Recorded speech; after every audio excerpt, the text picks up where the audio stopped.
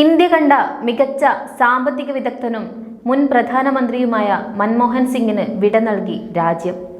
അധ്യാപകനായി തുടങ്ങി പ്രധാനമന്ത്രി പദം വരെ എത്തിയ വ്യക്തിത്വമാണ് മറയുന്നത്. രാജ്യത്തിന്റെ സാമ്പത്തിക രംഗത്തെ ഉടച്ചുവാർത്ത ധനമന്ത്രിയായും ലൈസൻസ് രാജ് ഇല്ലാതാക്കിയ ധനമന്ത്രി എന്നും പേരെടുത്ത അദ്ദേഹം സാമ്പത്തിക ഉദാരവൽക്കരണ നയങ്ങൾ നടപ്പാക്കിയതിലൂടെ രാജ്യത്തിന് അകത്തും പുറത്തും ശ്രദ്ധേയനായി. 2004 മുതൽ 2014 വരെ ഇന്ത്യൻ പ്രധാനമന്ത്രിയായിരുന്നു മൻമോഹൻ സിംഗ്. ജവഹർലാൽ നെഹ്റുവിന് ശേഷം 5 വർഷം പൂർത്തിയാക്കിയ ശേഷം വീണ്ടും അധികാരത്തിലെത്തിയ ആദ്യ പ്രധാനമന്ത്രിയും കൂടിയാണ് ഇദ്ദേഹം. 1932 സെപ്റ്റംബർ 26 ഇപ്പോഴത്തെ പാകിസ്ഥാനിലുള്ള പഞ്ചാബിലെ ഗാഹിൽ സിഖ് കുടുംബത്തിലായിരുന്നു അദ്ദേഹം ജനിച്ചത്.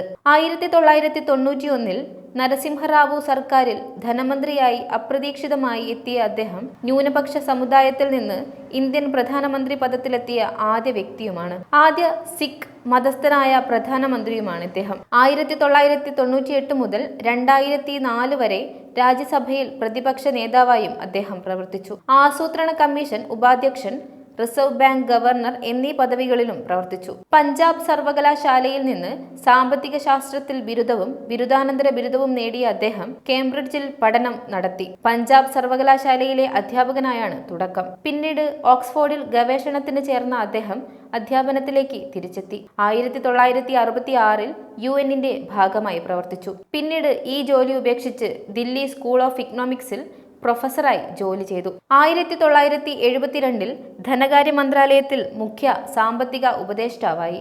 1976 ധനകാര്യ മന്ത്രാലയ സെക്രട്ടറിയുമായി. 1980 മുതൽ 82 വരെ ആസൂത്രണ കമ്മീഷൻ അംഗമായി പ്രവർത്തിച്ചു. 1982 ഇന്ദിരാഗാന്ധി മന്ത്രിസഭയിൽ പ്രണബ് മുഖർജി ധനകാര്യ മന്ത്രിയായിരിക്കെ റിസർവ് ബാങ്ക് ഗവർണറായി നിയമനം ലഭിച്ചു. 1985 വരെ റിസർവ് ബാങ്ക് ഗവർണറായി തുടർന്നു. 1987-90 കാലത്ത് ജനീവ ആസ്ഥാനമായി പ്രവർത്തിക്കുന്ന സ്വതന്ത്ര സാമ്പത്തിക നയം പിന്തുടരുന്ന ബൗദ്ധിക കൂട്ടായ്മ സൗത്ത് കമ്മീഷന്റെ സെക്രട്ടറി ജനറലായി അദ്ദേഹം പ്രവർത്തിച്ചു. ചന്ദ്രശേഖർ സർക്കാരിൽ പ്രധാനമന്ത്രിയുടെ സാമ്പത്തിക ഉപദേഷ്ടാവായത് പിന്നീടാണ്. 1991 മാർച്ച് മാസത്തിൽ UGC ചെയർമാനുമായി. 1991 ജൂണിൽ കേന്ദ്രത്തിൽ കോൺഗ്രസ് അധികാരത്തിൽ തിരിച്ചെത്തിയപ്പോൾ ധനമന്ത്രിയാവാൻ പുതിയ പ്രധാനമന്ത്രി നരസിംഹറാവു ക്ഷണിച്ചു. അങ്ങനെയാണ് മൻമോഹൻ സിംഗ് രാഷ്ട്രീയത്തിലേക്ക് എത്തിയത്. 1998-2004 കാലത്ത് രാജ്യസഭയിൽ പ്രതിപക്ഷ നേതാവായി. 2004 പൊതുതിരഞ്ഞെടുപ്പിൽ കോൺഗ്രസ് ഏറ്റവും വലിയ ഒറ്റകക്ഷിയായി.